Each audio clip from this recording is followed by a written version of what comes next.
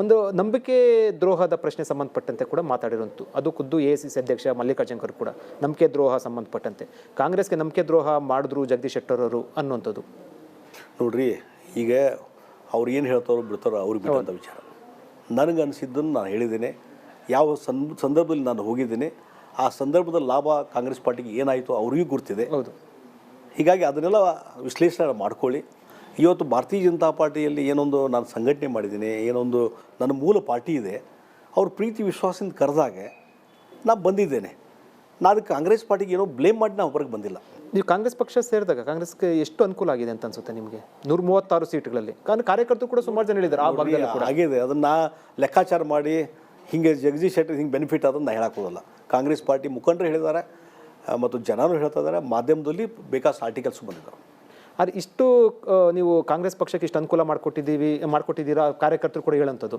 ನೀವು ಬಿಟ್ಟ ಸಂದರ್ಭದಲ್ಲಿ ಹುಬ್ಬಳ್ಳಿ ಭಾಗದಲ್ಲಿ ಆ ಭಾಗದಲ್ಲಿ ಕಾಂಗ್ರೆಸ್ ಕಾರ್ಯಕರ್ತರು ಪಟಾಕಿ ಸಿಡಿಸಿ ಸಂಭ್ರಮಾಚರಣೆ ಮಾಡಿದ್ದಾರೆ. ಇದನ್ನು ಖುದ್ದು ನಾಯಕರೇ ಹೇಳ್ತಾ ಇರುವಂಥದ್ದು. ಹೌದು, ಬಿಟ್ಟು ಹೋಗಿದೆ, ಸಂಭ್ರಮಾಚರಣೆ ಮಾಡ್ತಾ ಇದ್ದಾರೆ ಅಂತ.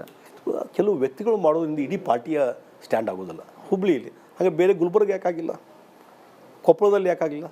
ಹುಬ್ಬಳ್ಳಿಯಲ್ಲಿ ಕೆಲವೊಂದು ವ್ಯಕ್ತಿಗಳು ಮಾಡಿದ್ದಂಥದ್ದು. ನೀವು ಹೋದಾಗ ಎಲ್ಲರೂ ಕೂಡ ತುಂಬ ವೆಲ್ಕಮ್ ಮಾಡಿದೆ ಸರ್ BJPಗೆ. ಅಂದರೆ ಈಗ ಪ್ರಹ್ಲಾದ್ ಜೋಶಿ ಅವರು, BL ಸಂತೋಷ್ ಅವರು ಏನು ಅನ್ನೋಂಥದ್ದು ಬಹಿರಂಗವಾಗಿ ಸತ್ಯ ಇರುವಂಥದ್ದು. ಅಂದರೆ ನೀವು ಪಾರ್ಟಿ ಬಿಡಬೇಕಾದ್ರೆ ಎಕ್ಸ್ಪೆಷಲಿ BL ಸಂತೋಷ್ ಅವರ ನಡೆ ಸಂಬಂಧಪಟ್ಟಂತೆ ಒಂದಷ್ಟು ಆಕ್ಷೇಪ ವ್ಯಕ್ತಪಡಿಸಿದ್ರು. ಪಕ್ಷದಲ್ಲೂ ಕೂಡ ಆಕ್ಷೇಪ ವ್ಯಕ್ತ ಬಂತು. ಈಗ ಮರಳಿ ಪಕ್ಷಕ್ಕೆ ಸೇರಿರುವಂಥದ್ದು BL ಸಂತೋಷ್, ಪ್ರಹ್ಲಾದ್ ಜೋಶಿ ಅವ್ರ ಜೊತೆ ಮಾತಾಡಿದ್ರೆ ನೀವು? ಇಲ್ಲ, ಇನ್ನೂ ಮಾತುಕತೆ. ಓಕೆ, ಮಾತಾಡ್ತೀರಾ? ಅಲ್ಲಿ ನೋಡೋಣ. ಈಗ ಒಂದು ಪಾರ್ಟಿಯಲ್ಲಿದ್ದಾಗ ಮಾತಾಡೋಂಥ ಪ್ರಸಂಗ ಬಂದೇ ಬರ್ತದೆ. ಓಕೆ, ಯಾಕಂದರೆ ಸಾರ್ವಜನಿಕವಾಗಿ ಚರ್ಚೆ ಆಗ್ತಾ ಇರೋದು ಪಕ್ಷದಲ್ಲಿ ಜಗದೀಶ್ ಶೆಟ್ಟರ್ ಅವರಿಗೆ ಖುದ್ದು ಅಮಿತ್ ಶಾ ಅವರು ಆಹ್ವಾನ ಕೊಟ್ಟಿರುವಂಥದ್ದು. ಆದರೆ BL ಸಂತೋಷ್, ಪ್ರಹ್ಲಾದ್ ಜೋಶಿ ಅವರು ಏನು ಮಾಡ್ತಾರೆ, ಅವರು ತುಂಬ ಆತ್ಮೀಯತೆಯಿಂದ ಸ್ವಾಗತ ಮಾಡ್ತಾರಾ ಅನ್ನೋದು, ಆತ್ಮೀಯತೆಯಿಂದ ಸ್ವಾಗತ ಮಾಡ್ತಾರ ಅವರಿಬ್ಬರು ಅನ್ನೋದು ನಿಮಗೆ? ಅಲ್ಲಿ ನೋಡ್ರಿ, ನನಗೆ ನೋಡ್ರಿ, ಈಗ ರಾಷ್ಟ್ರೀಯ ನಾಯಕರಿಗೆ ಕರೆದು ಒಂದು ಗೌರವ ಕೊಟ್ಟ ಮೇಲೆ ಇದು ಉಳಿದವ್ರು ಕೂಡ ನಾನು ಸ್ಪಂದನೆ ಮಾಡೇ ಮಾಡ್ತೀನಿ. ಓಕೆ ಸರ್, ಮತ್ತೊಂದು ಮುಂದಿನ ನಡೆ ಅಂದರೆ ಲೋಕಸಭಾ ಚುನಾವಣೆಗೆ ಜಗದೀಶ್ ಶೆಟ್ಟರ್ ಅವರು ಸ್ಪರ್ಧೆ ಮಾಡ್ತಾರೆ, ಆ ರೀತಿ ಒಂದು ಆಫರ್ ಅನ್ನೋದಕ್ಕಿಂತ ಆ ರೀತಿ ಒಂದು ಆಹ್ವಾನವನ್ನು BJP ಹಾಕಿಲ್ಲ. ಯಾವುದೇ ಕಂಡೀಷನ್ ಹಾಕಿಲ್ಲ ನಾನು, ಮತ್ತು ಅದ್ರ ಬಗ್ಗೆ ಎಲ್ಲಿ ಸ್ಪರ್ಧೆ ಮಾಡ್ಬೇಕಂತ ಚರ್ಚೆನೂ ಆಗಿಲ್ಲ. ಓಕೆ ಸರ್, ಅಂದರೆ ಒಂದು ವೇಳೆ ಟಿಕೆಟ್ ಕೊಟ್ಟರೆ ಸರ್, ಅಂದರೆ ನೀವು ಪದೇ ಪದೇ ಹೇಳ್ತಾರೆ ರೇ ಪ್ರಶ್ನೆಗೆ ನಾವು ಉತ್ತರ ಕೊಡೋದಿಲ್ಲ ಅಂತ ನೀವು ಪದೇ ಪದೇ ಹೇಳ್ತಾರೆ. ಇನ್ನೇನು ಹೇಳಿದ್ದೀನಿ ರೀ, ನಾನು ಏನಿದ್ದೀನಿ, ಯಾವುದೇ ಚರ್ಚೆನೂ ಆಗಿಲ್ಲ. ಕೊನೆಗೆ ಇಲೆಕ್ಷನ್ ಬಂದಾಗ ಪಾರ್ಟಿಯವರು ಏನು ನಿರ್ಧಾರ ಮಾಡ್ತಾರೆ ನಡ್ಕೊತೀನಿ. ಓಕೆ, ಟಿಕೆಟ್ ಕೊಟ್ಟರೆ ತಾವು ಸ್ಪರ್ಧೆ ಮಾಡೋಕ್ಕೆ ಸಿದ್ಧ ಇದ್ದೀರಾ? ಒಂದೇ ನನ್ನ ಶಬ್ದ, ಪಾರ್ಟಿಯವರು ಏನು ನಿರ್ಧಾರ ಮಾಡ್ತಾರೆ, ನನ್ನ ಜವಾಬ್ದಾರಿ ಏನು, ಜಗದೀಶ್ ಶೆಟ್ಟರ್ ಇಂಥದ್ದು ಮಾಡಿ ಹೀಗೆ ಮಾಡಿ ಅಂತಂದ್ರೆ ಎಸ್ ಮತ್ತೆ. ಈಗ ಇರೋಂಥದ್ದು ಹುಬ್ಬಳ್ಳಿ ಧಾರವಾಡ ಅಥವಾ ಹಾವೇರಿ ಇರುವಂಥದ್ದು, ಈ ಪರಿಸ್ಥಿತಿಯಲ್ಲಿ ನೀವು ನಿಂತ್ಕೊಳ್ಳುವಂಥ ಜಾಗ ಯಾವ ಕ್ಷೇತ್ರದ ಬಗ್ಗೆ ಚರ್ಚೆ ಆಗಿಲ್ಲ, ಯಾವ ಪರ್ಟಿಕ್ಯುಲರ್ ಪಾರ್ಲಿಮೆಂಟ್ ಬಗ್ಗೆನೂ ಚರ್ಚೆ ಆಗಿಲ್ಲ. ಸರ್, ಒಂದು ಕ್ಯೂರಿಯಾಸಿಟಿ ನಮಗೂ ಮತ್ತು ಜನತೆ ಕ್ಯೂರಿಯಾಸಿಟಿ, ಭೇಟಿಯ ಸಂದರ್ಭದಲ್ಲಿ ಇದು ಯಾವುದು ಕೂಡ ಚರ್ಚೆ ಅಂದರೆ ಪಾರ್ಟಿಗೆ ಜಗದೀಶ್ ಶೆಟ್ಟರ್ನ ಹೆಂಗೆ ಬಳಸ್ಕೊಳ್ಬೇಕು ಅನ್ನೋ ಸಂಬಂಧಪಟ್ಟಂತೂ ಕೂಡ ಏನು ಚರ್ಚೆ ಆಗಿಲ್ಲ ಸರ್ ಅಮಿತ್ ಶಾ ಭೇಟಿ ಸಂದರ್ಭದಲ್ಲಿ? ನೋಡಿ, ಇದು ಎಲ್ಲರೂ ಕೂಡ್ಕೊಂಡು ಕೆಲಸ ಮಾಡಿ 25ಕ್ಕಿಂತ ಹೆಚ್ಚು ಸೀಟ್ಗಳನ್ನು ತರಬೇಕು ಅನ್ನುವಂಥದ್ದು ಚರ್ಚೆ ಆಗಿದೆ. ಓಕೆ, ಎಷ್ಟು ಸೀಟ್ ಗೆಲ್ಬೋದು ಲೋಕಸಭಾ ಚುನಾವಣೆಯಲ್ಲಿ? ಲಾಸ್ಟ್ ಟೈಮ್ 25 ಬಂದಿದ್ದು, ಅದಕ್ಕಿಂತ ಹೆಚ್ಚು ಗೆಲ್ಲಬೇಕು ಅನ್ನುವಂಥದ್ದು ಹುಮ್ಮಸ್ಸಿದೆ. ಓಕೆ ಸರ್, ಒಂದು ಪ್ರಶ್ನೆ ಉದ್ಭವ ಆಗಿರುವಂಥದ್ದು ಅಂದರೆ ಚರ್ಚೆ ಆಗ್ತಾ ಇರುವಂಥದ್ದು, ಮುಖ್ಯಮಂತ್ರಿ ಸಿದ್ದರಾಮಯ್ಯ ಮತ್ತು ಉಪಮುಖ್ಯಮಂತ್ರಿ DK ಶಿವಕುಮಾರ್ನ ಒಂದಷ್ಟು ಭೇಟಿಯ ಅದರಲ್ಲೂ ವಿಶೇಷವಾಗಿ ಮುಖ್ಯಮಂತ್ರಿ ಸಿದ್ದರಾಮಯ್ಯ ಅವರ ಭೇಟಿಯ ಸಂದರ್ಭದಲ್ಲಿ ಜಗದೀಶ್ ಶೆಟ್ಟರ್ಗೆ ಒಂದಷ್ಟು ಮುಜುಗರ ಆಗುವಂಥ ಘಟನೆ ನಡೀತು, ಇಮ್ಯುಲೇಷನ್ ಆಯಿತು, ಅದಕ್ಕೆ ಸ್ವಾಭಿಮಾನಕ್ಕೆ ಅಡ್ಡ ಬಂತು ಅಂತ. ನಿಜನ ಸುಳ್ಳ ಗೊತ್ತಿಲ್ಲ, ನೀವು ಇದಕ್ಕೆ ಕ್ಲಾರಿಫೈ ಮಾಡಿ. ಇಲ್ಲ, ಸುಳ್ಳು. ಯಾವುದೇ ಅಂತ ಹುಮಿಲೇಷನ್ ಆಗಿಲ್ಲ. ಯಾವಾಗಲೂ ಸಿದ್ದರಾಮಯ್ಯನವರು ನಾವು ಹೋದಾಗ ಗೌರವದಿಂದ ನೋಡಿದ್ದಾರೆ, ನಮ್ಮ ಕೂಡ ಚೆನ್ನಾಗಿ ಮಾತಾಡಿದ್ದಾರೆ, ನಮ್ಮ ಮನೆಗೂ ಬಂದು ಹೋದ್ರು ಹುಬ್ಳಿಗೆ. ಅದೇ ರೀತಿ DK ಶಿವಕುಮಾರ್ ಅವರು ಸಹಿತ ನಾ ಯಾವ ಭೇಟಿ ಆಗ್ತಂದ್ರೆ ಇಮಿಡಿಯೇಟ್ಲಿ ನನಗೆ ಭೇಟಿಗೆ ಅವಕಾಶ ಕೊಟ್ಟಿದ್ದಾರೆ, ಗೌರವದಿಂದ ನೋಡಿದ್ದಾರೆ, ಅವರು ನಮ್ಮ ಮನೆಗೆ ಬಂದು ಹೋಗಿದ್ದಾರೆ. ಹೀಗಾಗಿ ಅದರಲ್ಲಿ ಎಲ್ಲೂ ಹುಮಿಲೇಷನ್ ಆಗಲಿ ಮತ್ತೊಂದು ಏನೂ ಆಗಿಲ್ಲ. ಸರ್, ನಿಮ್ಮ ಒಂದು ಅನುಭವ ಆಧಾರದ ಮೇಲೆ ನಾನು ಕೇಳ್ತಾ ಇರುವಂಥ ಪ್ರಶ್ನೆ ಮತ್ತು ಅನುಭವ ಹಿಂದೆ ಆಗದಂಥ ಒಂದಷ್ಟು ಕಹಿ ಘಟನೆಗಳ ಹಿನ್ನೆಲೆಯಲ್ಲಿ 28 ಲೋಕಸಭಾ ಕ್ಷೇತ್ರಗಳ ಆಯ್ಕೆ ಸಂದರ್ಭದಲ್ಲಿ, ಅಭ್ಯರ್ಥಿಗಳ ಆಯ್ಕೆ ಸಂದರ್ಭದಲ್ಲಿ ನೀವು ಸಲಹೆ ಏನು ಕೊಡ್ಬೋದು ಸರ್ BJP ನಾಯಕರಿಗೆ ಅಥವಾ BJP ಪಕ್ಷಕ್ಕೆ? ಇಲೆಕ್ಷನ್ ಕಮಿಟಿ ಇರ್ತದೆ, ಕೋರ್ ಕಮಿಟಿ ಇರ್ತದೆ, ಅಲ್ಲಿ ಕರೆದಾಗ ಹೇಳ್ತೀನಿ ನಾನು, ಅಂದರೆ ಈಗೇನು ಕೂಡ ಸಲಹೆ ಕೊಡೋಂಥ ಪರಿಸ್ಥಿತಿಯಲ್ಲಿ ತಾವು ಇಲ್ವಾ ಅಂತ? ಅಲ್ರಿ, ಈಗ ಅವ್ರು ಡಿಸ್ಕಷನ್ ಮಾಡೇ ಮಾಡ್ತಾರೆ, ಇವತ್ತಿಲ್ಲ ನಾಳೆ ಡಿಸ್ಕಷನ್ ಮಾಡಿದಾಗ ಅಲ್ಲಿ ಚರ್ಚೆ ಆಗುವಾಗ ಹೇಳ್ತೀನಿ ನನ್ನ ಅಭಿಪ್ರಾಯ. ನಾನು BJP JDS ಮೈತ್ರಿ ಎಷ್ಟು ಅನುಕೂಲ ಆಗುತ್ತೆ ರಾಜ್ಯದಲ್ಲಿ? ಡೆಫಿನೆಟ್ಲಿ. ಎಲ್ಲಿ ಈಗ ಈ ಭಾಗದಲ್ಲಿ ಮೈಸೂರು ರೀಜನ್ದಲ್ಲಿ JDS ಪ್ರಾಬಲ್ಯ ಇದೆ. ಹೀಗಾಗಿ JDS ಮತ್ತು BJP ಅಲ್ಲಿ ಸೇರೋದ್ರಿಂದ ಮೋದಿಯವರ ಇಮೇಜ್ ಮೇಲೆ ಏನೊಂದು ಹೋಟ್ ಬರ್ತದೆ, ಅದು ಪ್ಲಸ್ ಆಗ್ತದೆ. ಮತ್ತು JDS ಒಂದು ವೋಟ್ ಬ್ಯಾಂಕ್ ಇದೆ, ಅದು ಪ್ಲಸ್ ಆಗೋದ್ರಿಂದ ನಮಗಲ್ಲಿ 100% ಬೆನಿಫಿಟ್ ಆಗ್ತದೆ. ಕಾಂಗ್ರೆಸ್ನಲ್ಲಿ ಲಿಂಗಾಯತರಿಗೆ ಒಂದಷ್ಟು ಕಡೆಗಣನೆ ಮಾಡ್ತಾ ಇದ್ದಾರೆ. ಅದು ಅನುಭವ ಬಂದಿದೆಯಾ? ಯಾಕಂದ್ರೆ 9 ತಿಂಗಳಲ್ಲಿ ಇಲ್ಲ, ನನಗೆ ಇಲ್ಲಿ ಅನುಭವ ಬಂದಿಲ್ಲ. ಸರ್, ಈ ಬಿಜೆಪಿಯಲ್ಲಿ ನೀವು ಸಂಪೂರ್ಣವಾಗಿ ತೊಡಸ್ಕೊಂಡಿದ್ದು 9 ತಿಂಗಳು ಮಾತ್ರ ಕಾಂಗ್ರೆಸ್ ಅಲ್ಲಿ ಇದ್ದಿದ್ದಂತು. 9 ತಿಂಗಳಲ್ಲಿ ಕಾಂಗ್ರೆಸ್ಗೂ ಮತ್ತು ಬಿಜೆಪಿಗೆ ನೀವು ವ್ಯತ್ಯಾಸ ಅಂತ ಏನ್ ಕಾಣ್ತೀರಿ?